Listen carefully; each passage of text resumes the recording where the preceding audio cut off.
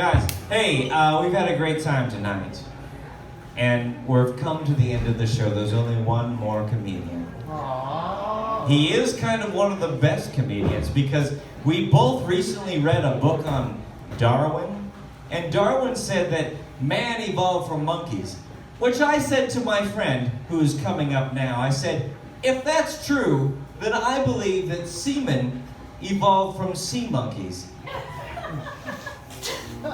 And he agreed. It was much the groan that I got right now.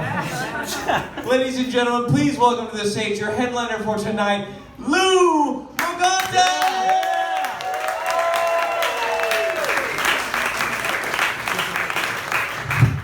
Let's hear it for all the comments you've seen tonight.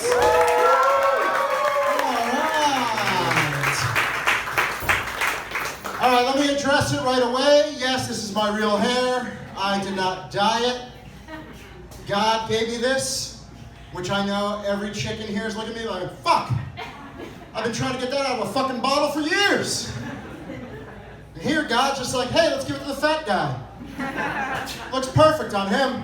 This is just perfect COVID hair right here. I've done nothing to this hair. Like, I literally, they started making me work from home. I'm like, that's it, I'm not doing shit.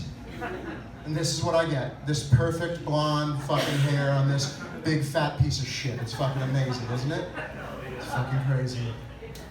I'll tell you about myself a little bit. I was at home, alone, sitting in my recliner chair, shirtless.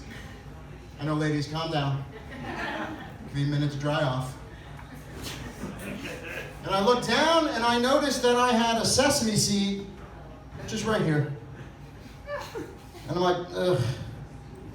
This is not a sign that my life is going well. And I'm like, when's the last time I ate something with sesame seeds in it?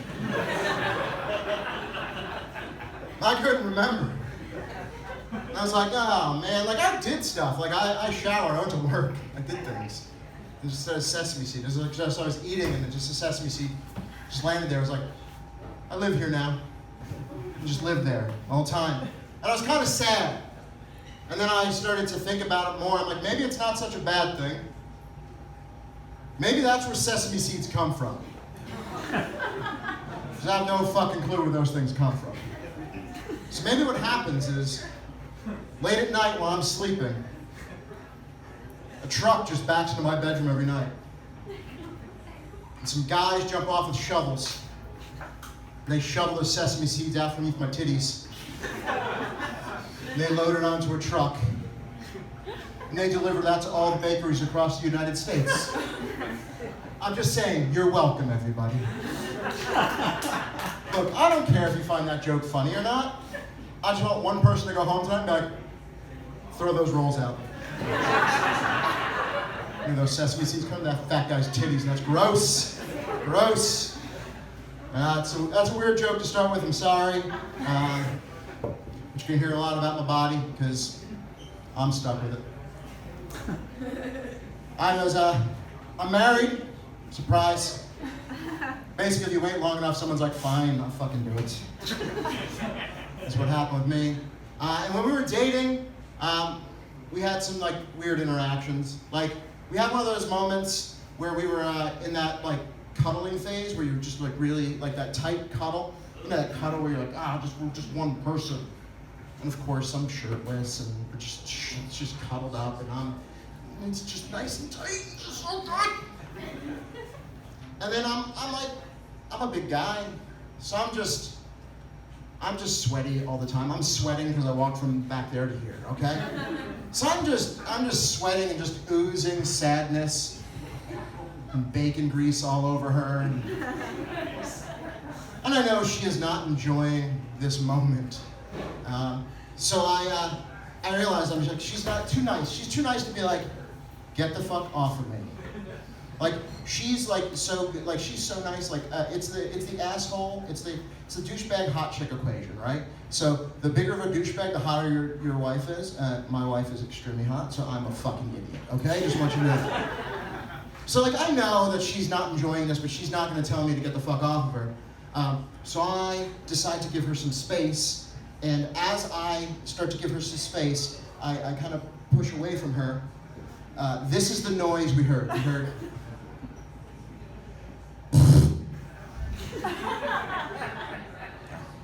She looked at me with absolute horror.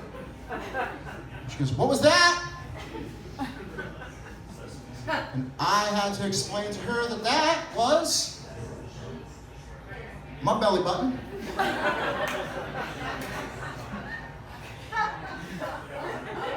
Which had suction cup to her upper thigh.